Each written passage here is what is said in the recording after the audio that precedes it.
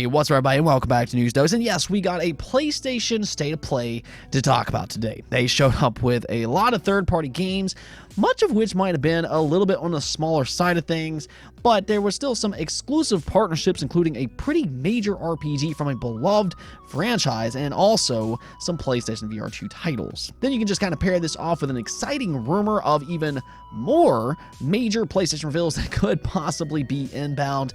And yeah, there's a lot to go over today. Of course, we also have some other things to talk about as well, though. Do check the timestamps below if you want to skip right into the State of Play news. That's perfectly fine with me. But otherwise, we'll also be talking about a shakeup at an Xbox Studio plus plenty more. So yeah, let's just go and get right into the fun. Starting off with, and I'm happy to say this, starting off with level 5 games. There for a while, it started to look like level 5 was just kind of a thing of the past, or at least in recent years, they kind of abandoned the West just a little bit. And at the time, I mean, this really was such a shame because they've made some great and beloved games in the past, such as Ni no Kuni. They have Professor Layton, and also you can't forget about Yokai Watch. This is a really good and talented Japanese studio. So I mean, I was absolutely thrilled when they showed up with a big presence at the Nintendo Direct just a few weeks back. They revealed 3 games there, including Fantasy Life, The Girl Who Steals Time, a new Professor Layton game that I'm very much interested in, and then also a new IP being Deca Police. So level 5, I mean, hey, they are returning to the West in a big way, but and here's the thing, if you want to know more about these games, especially Professor Layton, since we only got a teaser trailer before, well, you might not have to wait too long. Level 5 just announced a new showcase for March 9th. Now, we don't know exactly what they have planned here, but on their website, they did include 5 featured titles, which includes Inazuma 11 Victory Road, which they did actually confirm that one. Then also Deca Police, Fantasy Life, Megaton Musashi, and then right at the end, you have Professor Layton. So, I mean, if we're lucky, we might see all 5 of these games here, or at the very least, get new information. Either which way, though, just knowing that level 5 is back in a big way, really, I just feel like the game industry suddenly just got a little bit better. Now, speaking of Japanese games, I want to go and give you all a quick heads up.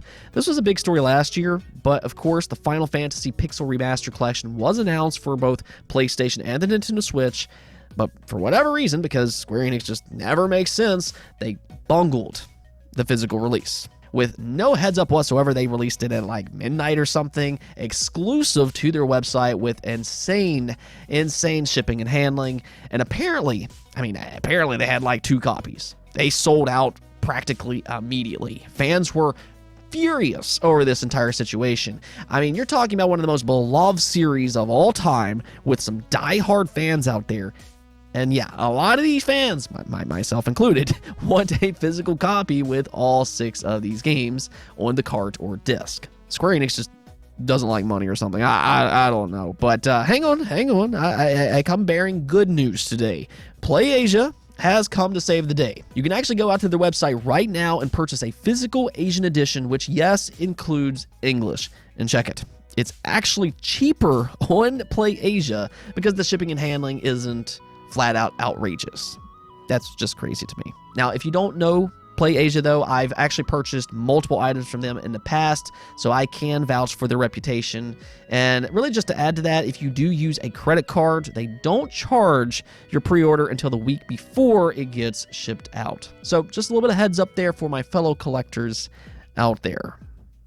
All right, so let's just go and get to the big story of the day here, though. We'll get into the rumor in just a second, but PlayStation State of Play just finished up with a 45-minute-long showcase, including a few big announcements. Though, as a whole, I'm just going to be brutally honest with you all here. My first impression of this showcase is not great. I mean, I don't think it was a terrible showcase, as there were a few big announcements, and they did have a lot to show here. But all at the same time, there wasn't necessarily much in the way of new, exciting things to look forward to. Even when it comes to the PlayStation VR 2, they announced 5 new titles right at the beginning, but I don't think that they did much to really swing the pendulum one way or the other. I still think that they have some work to do there. With that said, though, I still feel like that there was some really good announcements just kind of tucked away in the background, and that That's what I want to focus on. The first of which is for a surprise console exclusive. I wasn't expecting this, but Baldur's Gate 3 not only got a release date for August 31st, with an extensive gameplay trailer, which looks excellent by the way, but they also listed it as a PlayStation 5 game. Now, when it comes to any first-party showcase, we always have to do a little bit of digging afterwards to figure out what's exclusive and what's not, but in this case, it does appear that Baldur's Gate 3 is a console exclusive. The reason I say this is because on the official Baldur's Gate 3 Twitter account, they only listed it as a PlayStation 5 and PC title. So, there you go. And I mean, if this does stand true, just kind of knowing the quality of Larian Studios, which is behind the Divinity Original Sin games, and also knowing the popularity of the Baldur's Gate franchise, this is a big get for PlayStation. Ultimately, this could actually be one of the best RPGs this year when all said and done. So yeah, definitely a big announcement here. And again, I mean, this game looks really, really good. Now, another big announcement they made here was for PlayStation Plus.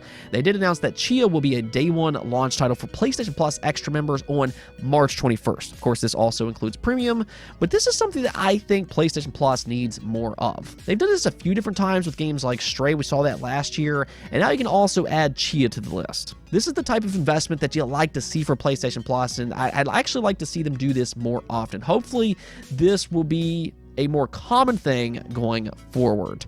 Nonetheless, though, I mean, this really seems like a game that they believe in. They've shown Chia at a few of their events up to this point, and I have seen some people compare it to Breath of the Wild, but here you can see that the protagonist can warp into different animals and objects, which, I mean, could be a really interesting gameplay mechanic.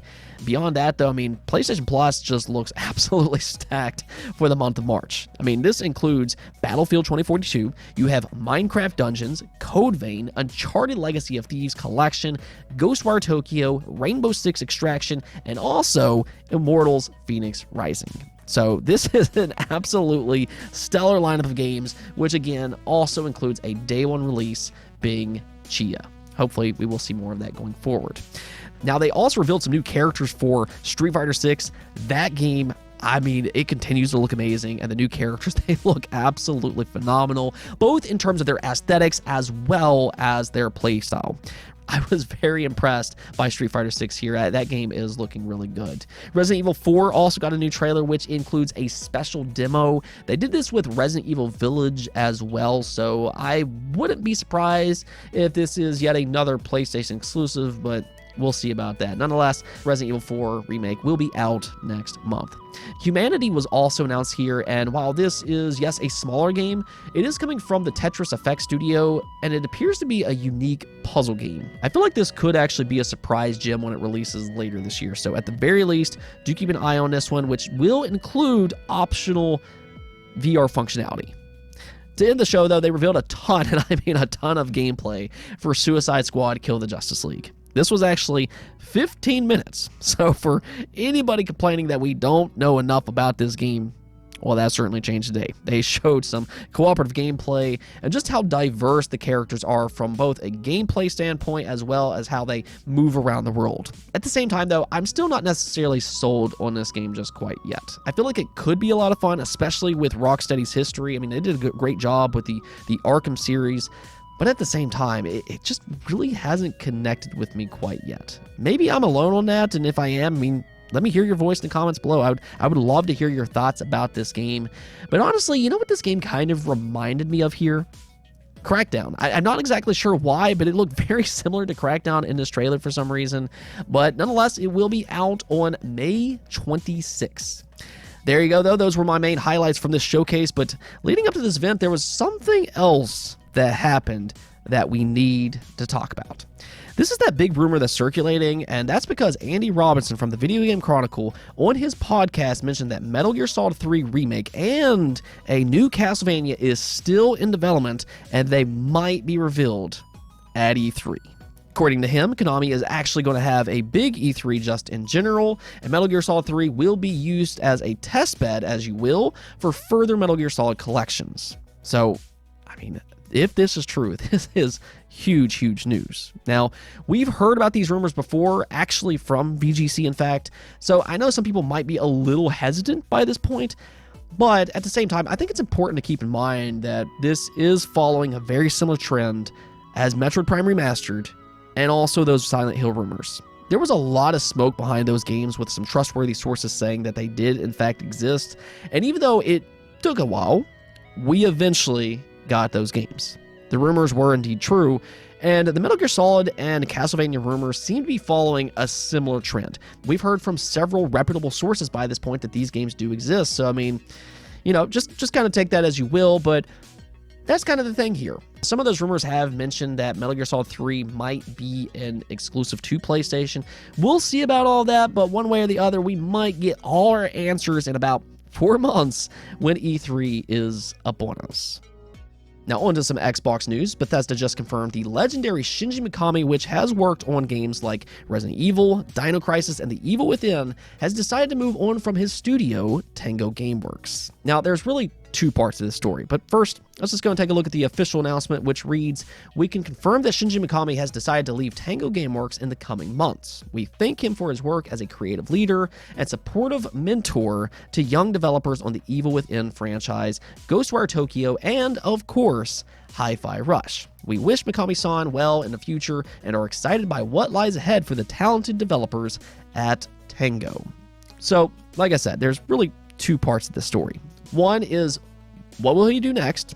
And then also, how this impacts Tango Gameworks going forward. Now, I know some people will kind of jump to conclusions here, but truthfully, I'm not really concerned with Tango Gameworks even in the slightest. Really, after he directed The Evil Within, he started to prioritize fostering the studio and mentoring the young talent that they have. In fact, The Evil Within 2, that was directed by John Johannes. Ghostwire Tokyo, that was directed by Kenji Mikura. And then Hi-Fi Rush, once again, was developed by John Johannes. Now, Shinji Mikami has talked about this in the past, but he really made it his mission to prepare the studio for his eventual departure, and I feel like he's done a good job at that. I think they're in good hands here, but I'll kind of say this a different way. You can actually look at other studios like Naughty Dog and Sony Santa Monica, which has done a good job at mentoring new directors. God of War 2018 and God of War Ragnarok, as an example, they have different directors. The same can be said for the Uncharted series as well. So, yeah, I'm not really concerned about Tango Gameworks even in the slightest, as they just launched an absolutely amazing game with Hi-Fi Rush under John Johannes. I think that they will be perfectly fine going forward. Now, as for Shinji Mikami, though, I will be curious to see what he does next. He did talk about his retirement even before the Xbox acquisition took place, so this could maybe be his retirement here. He has been developing games for like 30 plus years or something, but at the same time, I've also heard him say that he wants to work on new games as well. So we might see him pop up somewhere else, maybe. Maybe Capcom had an enticing offer for him. They are about finished up with the Resident Evil remakes, and maybe they'd like him for a Dino Crisis return, just kind of throwing that out there. There's also Boca Game Studios. That's a studio that has some previous Silent Hill talent. They are working on a new horror game being Slitherhead, and that could be an enticing offer as well if they want him over there. For that matter, with Konami reviving the Silent Hill series, who knows? Either way, though, I do wish Shinji Mikami the best wherever he goes if he doesn't retire. He is a true legend in the game industry. Let's go take a look at the poll of the day, though, where I asked you all, what letter grade would you give PlayStation State of Play 2.23.2023? And as you can see here, 4% of you all gave it an A, 10% of you all gave it a B, 37% of you gave it a C, 19% gave it a D, and then 30% of you gave it an F. So it looks like most of you all thought this was either an average event or below average. And yeah, I'm going to go ahead and agree with this as well. I did not find this to be a particularly strong showcase. As I said earlier, there were a few good announcements here, like Baldur's Gate 3 and Street Fighter 6. I mean, that game still looks amazing and everything, but it was lacking in terms of big, surprising announcements. I feel like this event just kind of lacked impact. I figured with 45 minutes, they could have had something more here, but that just wasn't the case. So yeah, I think this was one of their weaker events in recent memory, but from everything that we know, Sony might still have yet another event right around the corner, possibly before E3. That one is rumored to be a little bit more on the exciting side, so we'll look forward to that. Anyways, though, that's it for this episode. But if you liked the video, don't forget to pound notification and subscribe button for more content just like this. Also, if you'd like to support the channel through Patreon, thank you for making this content possible. Peace out.